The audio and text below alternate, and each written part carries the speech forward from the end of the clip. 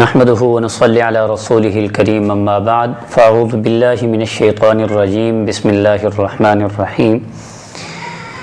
يا أيها الذين آمنوا لا يسخر قوم من قوم عسى أن يكونوا خيرا منهم ولا نساء من نساء عسى أن يكن خيرا منهن صدق الله مولانا العظیم۔ ہمارے معاشرے میں جہاں پر اور بہت سے ایسے کام ہیں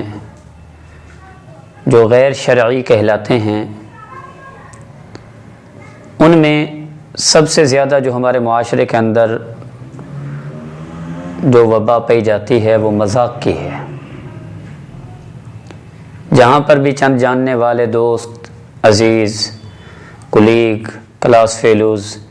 اکٹھے بیٹھتے ہیں تو ان کا سب سے بہترین مشغلہ ایک دوسرے سے مذاق ہوتا ہے، اور مذاق کے اندر بسا اوقات اس حد تک ہم آگے نکل جاتے ہیں کہ تذلیل اور تمسخر کی حد تک پہنچ جاتے ہیں، اور اس کے لیے نہ کسی بڑے بوڑھے کی پرواہ کرتے ہیں، نہ کسی عزت دار پردہ دار خاتون کی پرواہ کرتے ہیں،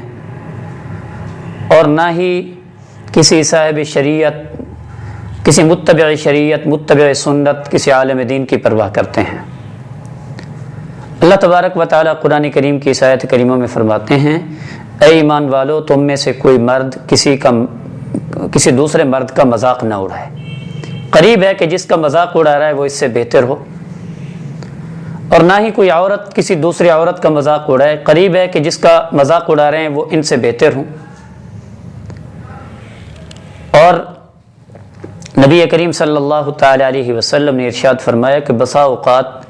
آدمی اپنے ہم نشینوں کو، دوستوں کو ہنسانے کے لیے ایسی بات کر دیتا ہے کہ اس بات کی وجہ سے ثریا ستارے سے بھی زیادہ دور وہ جہنم کے اندر جا پڑتا ہے۔ اور آج کل ہمارے معاشرے میں جہاں اور بہت سی چیزوں کو زیر بحث لایا جاتا ہے، ان کا مذاق اڑایا جاتا ہے، ان میں شعائر اسلام، یعنی جو چیزیں اسلام کی علامت سمجھی جاتی ہیں، ان کا مذاق اڑایا جاتا ہے۔ مثال کے طور پر نماز کا، کہ چند نوجوان اکٹھے ہوتے ہیں، کئی مرتبہ ویڈیوز ایسی دیکھی گئی ہیں کہ چند نوجوان اکٹھے ہوتے ہیں، وہ پیچھے کھڑے ہوتے ہیں، ایک نوجوان آگے بڑھتا ہے امامت کے لیے، وہ نماز کی ہیئت بنا لیتے ہیں، جب سجدے میں جاتے ہیں تو آگے کھڑا ہونے والا بھاگ جاتا ہے، اس کو مذاق بنایا جاتا ہے۔ ایسا ہی ایک مذاق حجت الاسلام حضرت مولانا قاسم نانوتوی رحمۃ اللہ علیہ کے ساتھ بھی چند شریر نوجوانوں نے کیا کہ ایک نوجوان کو مذاقاً انہوں نے کفن پہنایا، کفن کے اندر لپیٹ کر چارپائی کے اوپر رکھ کر حضرت کے پاس لے آیا کہ حضرت اس کا جنازہ پڑھا دیں۔ تو حضرت نے فرمایا پڑھا دوں؟ 3 بار پوچھا، پڑھا دوں؟ پڑھا دوں؟ 3 بار فرمایا۔ جب انہوں نے کہا جی حضرت پڑھا دیں، اور وہ دل میں ہنس رہے تھے، تو حضرت نے جنازہ پڑھایا۔ جنازہ پڑھانے کے بعد وہ اپنے اس دوست کو اٹھانے کے لیے گئے تو وہ ہمیشہ کے لیے سو چکا تھا۔ تو اللہ والوں کے ساتھ جو مذاق جب کیا جاتا ہے نا تو اس کے ایسے نتائج نکلتے ہیں۔ اسی وجہ سے امام غزالی رحمۃ اللہ علیہ فرماتے ہیں کہ ہر چیز کا کوئی نہ کوئی اثر ہوتا ہے، اور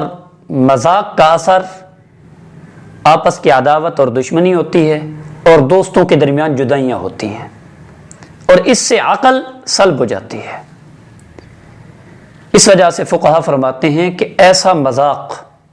فتاوی ہندیہ میں بھی لکھا ہے کہ ایسا مذاق جس میں کسی شاعر اسلام میں سے کسی کو ہدف بنایا جائے، تو ایسا مذاق انسان کو کفر تک لے جاتا ہے۔ تو اس وجہ سے فقہا نے فرمایا کہ اگر دل لگی کے طور پر کسی کی دل آزاری بھی نہ ہو، صرف دل لگی ہو آپس کے دوستوں کی، کسی کی تکلیف نہ ہو، کسی کی تذلیل نہ کی جائے،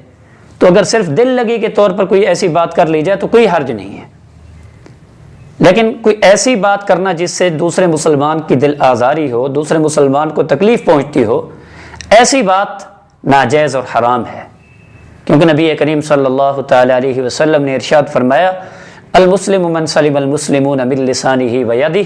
کہ کامل مسلمان وہ ہے کہ جس کی زبان اور ہاتھ سے دوسرے مسلمان محفوظ رہیں۔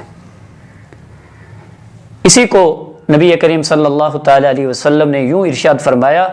کہ کسی مسلمان کی دل آزاری اتنا بڑا جرم ہے کہ اگر کوئی آدمی خدا نخواستہ کعبۃ اللہ کی عمارت کو منہدم کر دے، اتنا بڑا جرم نہیں ہے جتنا بڑا جرم مسلمان کی دل آزاری ہے، مسلمان کو تکلیف پہنچانا ہے۔